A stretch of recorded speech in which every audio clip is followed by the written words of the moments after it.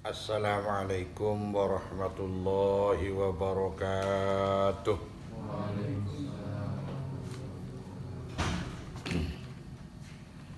Alhamdulillahi rabbil alamin. Wa bihi nasta'inu ala umuri dunya waddin. Wassalatu wassalamu ala sayyidil anbiya'i wal mursalin. Sayyidina wa maulana Muhammadin wa ala alihi wa ashabihi wa man tabi'ahum bi ihsanin ila yaumiddin. Qala Allah ta'ala fi kitabihil karim. A'udzu billahi minasy syaithanir rajim. Bismillahirrahmanirrahim. Utlu ma uhiya ilaika minal kitabi wa aqimis shalah. Inna sholata tanha 'anil fahsya'i wal munkar. Wa la dzikrullahi akbar wallahu ya'lamu ma tasna'un. Rabbi shrah li sadri wa yassir li amri wahlul 'uqdatam min lisani yafqahu qawli. La haula wa la quwwata illa billahil aliyyil azim. Asyhadu an la ilaha illallah wa anna Muhammadan abduhu wa rasuluh. La nabiyya ba'dah. Allahumma salli wa sallim wa barik ala sayyidina Muhammadin wa ala alihi wa ashabihi wa man tabi'ahum bi ihsanin ila yaumiddin. Amma ba'd. Para hadirin jamaah sekalian yang berbahagia, pertama marilah kita memanjatkan puja dan puji syukur kita pada Allah Subhanahu wa ta'ala yang saat ini Allah telah memberikan beberapa kenikmatan, taufik, hidayah dan maunah hingga kita sekalian bisa bertemu dan bermuajahah kembali dalam rangka kegiatan setiap malam Selasa yang kita laksanakan bersama-sama dalam bentuk pembacaan Rotibul Haddad dan sekaligus menyiarkan agama dan menjunjung tinggi agama Islam yang kita yakini bersama-sama. Selanjutnya tidak terlupakan sholawat beserta salam kita haturkan pada junjungan kita Nabi Agung Nabi Muhammad sallallahu alaihi wasallam. Hadirin para jamaah sekalian yang berbahagia, ini sebentar lagi bulan Muharram atau bulan Asyura. Di dalam bulan Asyura atau bulan Muharram banyak keistimewaan dan peristiwa yang terjadi zaman dahulu. Hingga dalam bulan Asyura baik orang Muslim sendiri, orang Yahudi dan orang Nasrani semua melakukan puasa. Kenapa demikian? Karena di situ banyak peristiwa dan kandungan hikmah di dalamnya.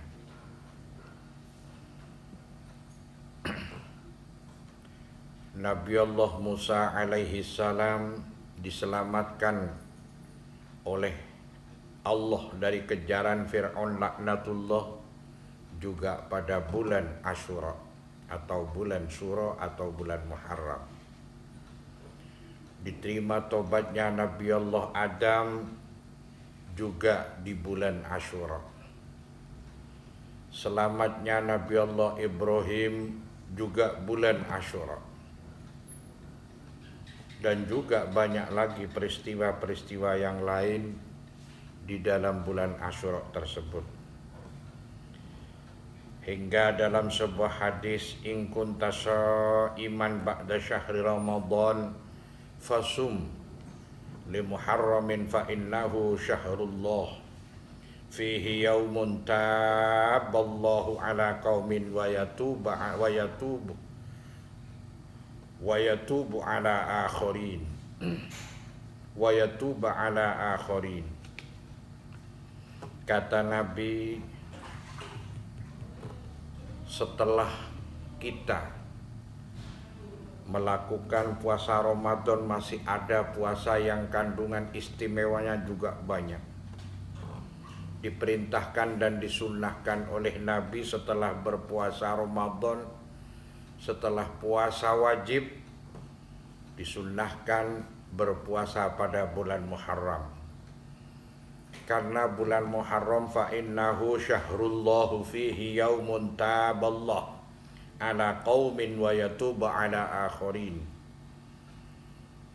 Bulan tersebut Allah akan menerima tobatnya seseorang atau kaum yang mau bertobat kepadanya, baik kaum terdahulu maupun kaum akhirin atau berikutnya. Dengan demikian marilah kita isi bulan Muharram tersebut dengan isian sesuatu yang bermanfaat, khususnya kita kembali dan bertobat kepada Allah, karena kita tidak lepas dari noda dan dosa. Pungpung masih ada umur, pungpung masih ada kesempatan, pungpung masih sehat, pungpung masih hidup. Marilah kita gunakan waktu dan tempat, juga bulan dan hari, lebih-lebih pada bulan Muharram tersebut.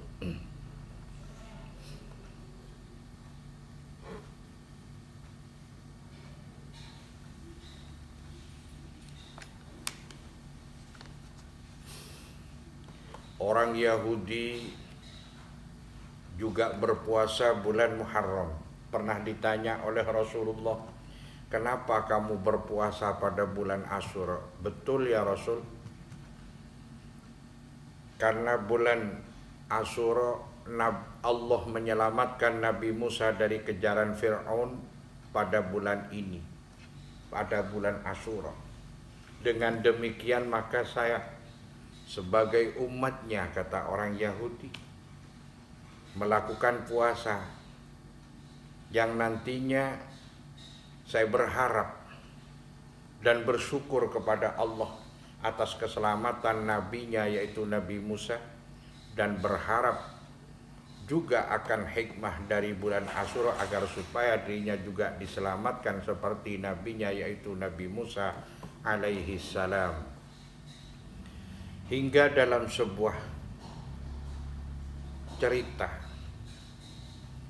bulan Asyura saking banyak hikmahnya, bahkan ada seseorang yang ghairul Islam itu bisa masuk surga dan masuk Islam seketika. Kenapa? Karena saking banyak hikmah dan keistimewaan bulan Asyura. Ada di sebuah perkampungan yang terpencil, di pedukuhan, di desa yang sangat terpencil, di pedalaman, boleh dikatakan primitif, lingkungan primitif. Akan tapi di situ ada seseorang qadhi atau hakim yang kaya raya, hakim yang bergelimang harta, yang serba ada, kendaraannya bagus, emas dan peraknya banyak, pembantunya banyak, karyawannya banyak, sawah dan ladangnya juga banyak. Hakim tersebut juga beragama Islam, akan tetapi sayang seribu sayang. Kenapa? Hakim tersebut orang yang suka ingkar janji. Bahkan pada suatu ketika ada seorang muslimah dengan membawa 2 anak yatim, ditinggal suaminya meninggal. Anaknya 2 datang pada seorang hakim tersebut, "Ya qadhi, tolong berikan aku beberapa takar beras, daging dan lain sebagainya untuk menafkahi anak-anak saya pada bulan ini, karena bulan ini bulan Asyura, bulan yang sangat istimewa." Apa jawaban hakim tersebut? Iya, nanti setelah zuhur, setelah sholat. Pulanglah seorang janda tersebut dan penuh harap, nanti setelah zuhur nak, kita datang lagi pada Pak Qadhi minta beras dan kita masak sama-sama. Setelah zuhur, setelah sholat asar, sang janda datang ke rumahnya Pak Qadhi atau Pak Hakim. "Ya Hakim, ya Qadhi, saya datang menagih janji. Saya minta beras, daging dan gandum untuk memberikan nafkah anak-anak saya yang yatim ini, karena ini bulan Asyura, bulan sangat penuh berkah." "Oh iya, lupa, nanti setelah asar karena saya sibuk." Pulang lagi dengan penuh harap lagi. Terus tunggu sebentar nak, Pak Qadhi masih sibuk, Pak Qadhi masih penuh kerjaan, nanti setelah asar. Ditunggulah waktu ke waktu, menit ke menit, jam ke jam. Sesampainya pada waktu asar, setelah sholat asar, datang lagi ke rumahnya Pak Hakim tersebut. "Ya Hakim, atau ya Qadhi, saya datang menagih janji seperti janji Anda yang tadi setelah zuhur dan asar." Apa yang terjadi? Bukan diberi, bukan dikasih, tidak dipedulikan sama sekali. Jadi tidak diberi dan tidak diapa-apai, tidak dipedulikan. Jangankan beras, dikasih minum pun tidak. Seorang hakim yang muslim dan kaya raya, ingkar janji dan juga bakhil. Pulanglah dengan hati yang hancur, pulanglah dengan hati yang sedih, pulanglah dengan hati yang penuh penderitaan. Aduh nak, dalam perjalanan berbicara sama anaknya, "Aduh, Pak Qadhi seperti itu, padahal dia muslim juga kaya raya. Kenapa kok berbuat sedemikian? Padahal ini bulan Asyura, bulan Muharram yang dimuliakan oleh Allah." Di dalam perjalanan ada seorang non-muslim duduk di depan pintu. Ditanyalah itu janda, "Ada apa wahai ibu? Kelihatannya Anda gelisah dan sedih. Bisa aku bantu?" Kata orang non-muslim. "Iya, saya datang dari rumahnya Pak Hakim atau Pak Qadhi. Saya minta dua takar beras dan gandum juga daging. Dia berjanji mulai zuhur, asar hingga selanjutnya. Apa yang terjadi setelah terakhir aku minta? Dia ingkar, dan inilah yang terjadi." Begitu. Padahal dia muslim. Iya. Apa yang situ harapkan dari Pak Qadhi atau yang diminta? Hanya minta beras, daging dan gandum untuk memberikan nafkah anak-anak saya yang yatim ini. Coba ceritakan, kenapa Anda berbuat seperti itu? Diceritakanlah bahwa bulan Asyura demikian ini dan itu akan keistimewaannya, berkahnya seperti ini. Baiklah, akan aku bantu. diberilah beberapa takar beras, diberilah beberapa potong daging, diberilah beberapa takar gandum oleh orang non-muslim. Dengan syukur alhamdulillah sang janda tersebut memuji kepada Allah, alhamdulillah, mudah-mudahan orang tersebut yang menolong aku diberi hidayah oleh Allah Subhanahu wa taala. Sesampainya di rumah, sang kadi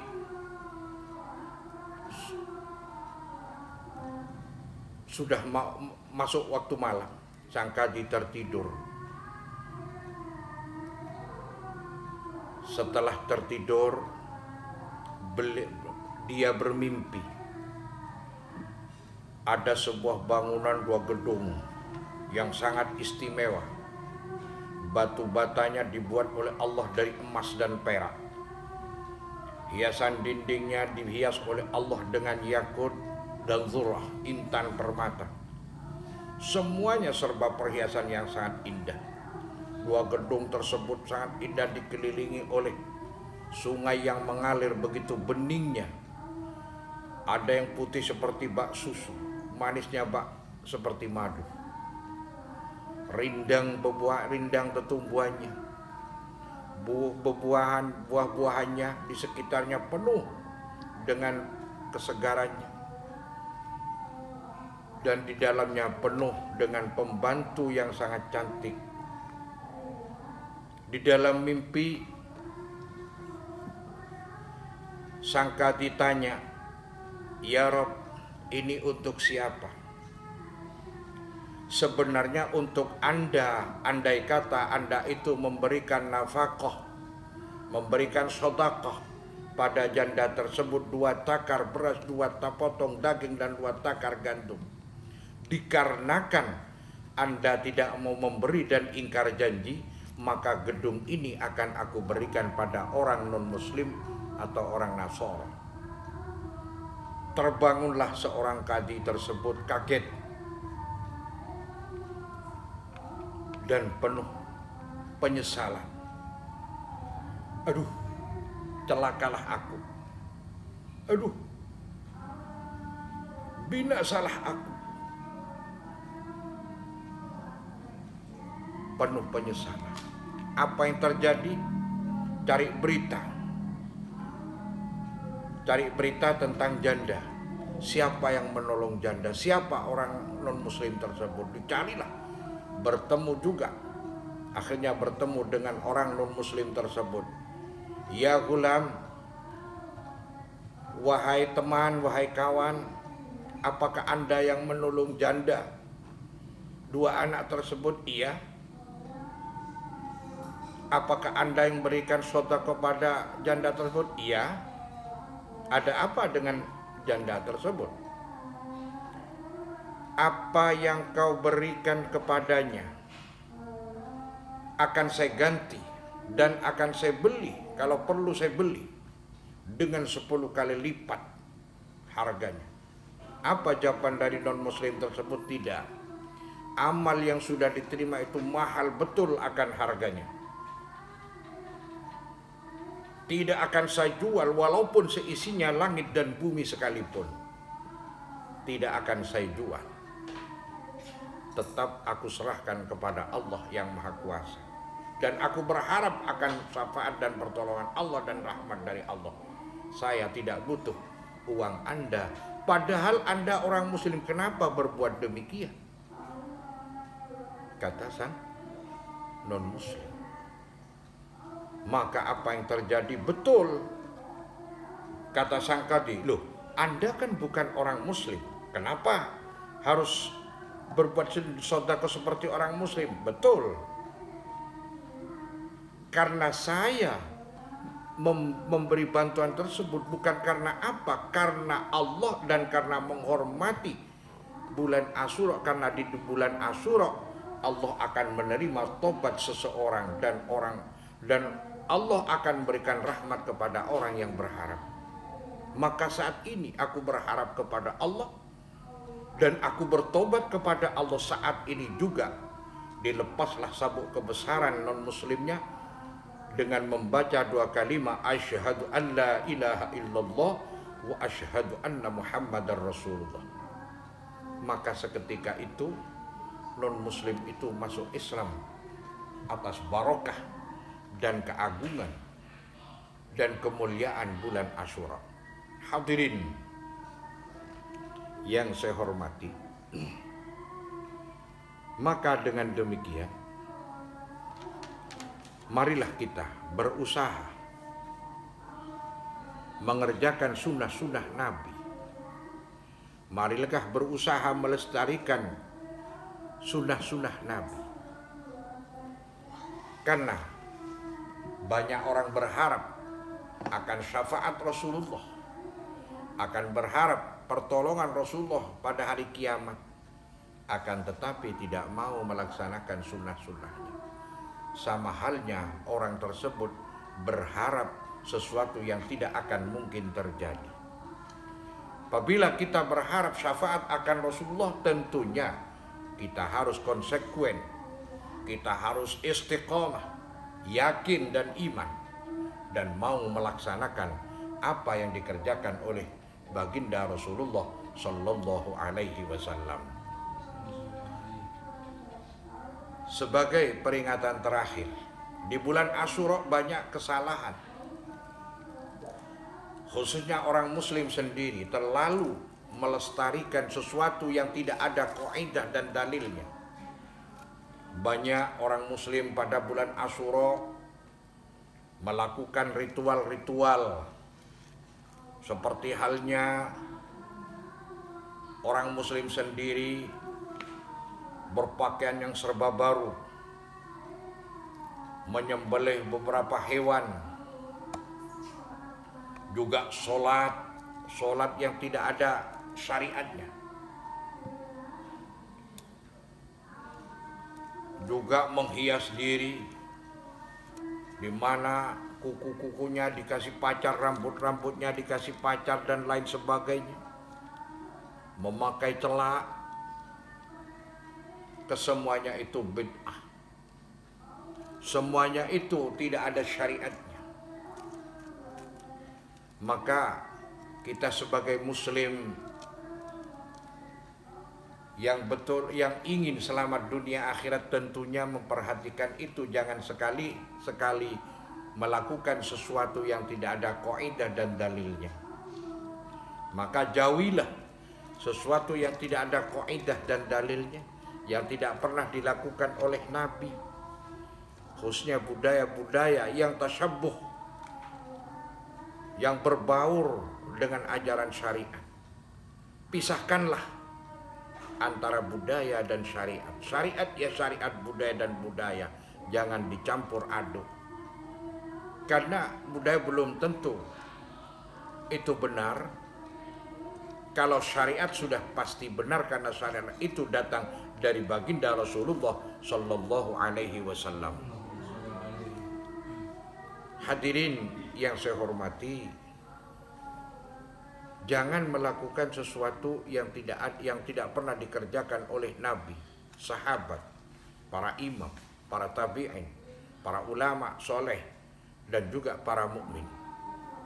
Seperti halnya pada bulan Asyura, lalu kita istilahnya, ya mudah-mudahan tidak, yang mengagungkan batu akik, lalu pada bulan Asyura akiknya dikeluarkan, yang punya pusaka-pusaka yang dimana yang dicuci dan lain sebagainya, tinggalkan itu, karena itu tidak ada syariatnya.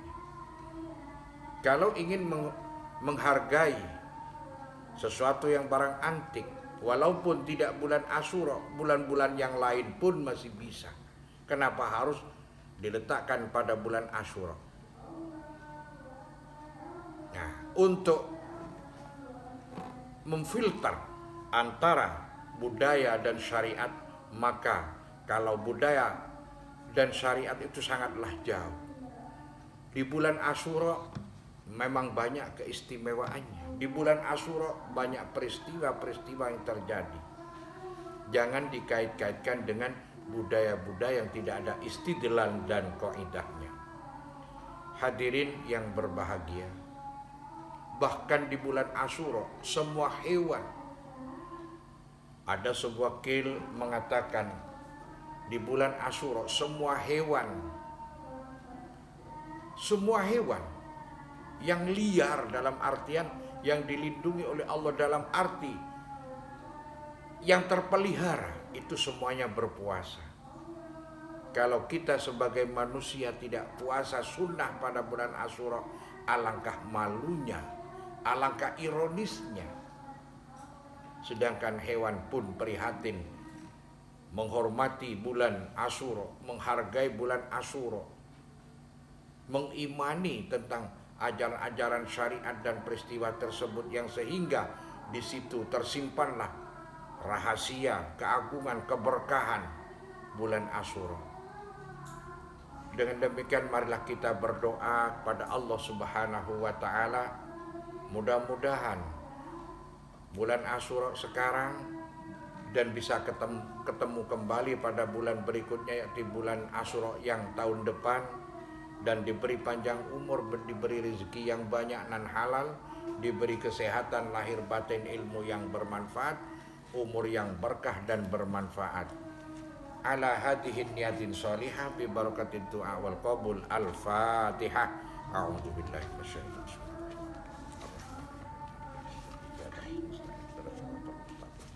Shiratal ladzina an'amta